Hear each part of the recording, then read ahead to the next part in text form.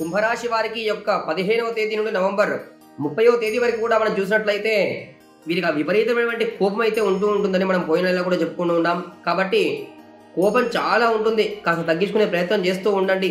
దానితో పాటు ఎవరైతే సంతానం గురించి బాధపడుతూ ఉన్నారో అటువంటి వారికి పంచమ స్థానంలో గురుడు ఉండడం వలన సంతానం గురించి విజయం కూడా జరుగుతుంది అని మనము చెప్పుకోవచ్చు.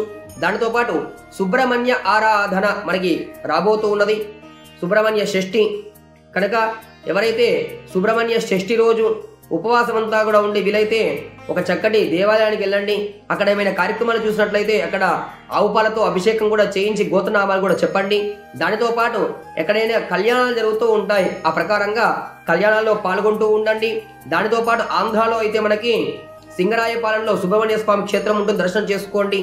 అదే రాయలసీమలో ఉన్నట్లయితే మనకి కొత్తూరు కర్నూలు పక్కన ఉంటుంది, కొత్తూరు సుబ్రహ్మణ్య స్వామి సుబ్బరాయుడు అంటుంటారు, ఆ క్షేత్రాన్ని కూడా దర్శించుకోండి.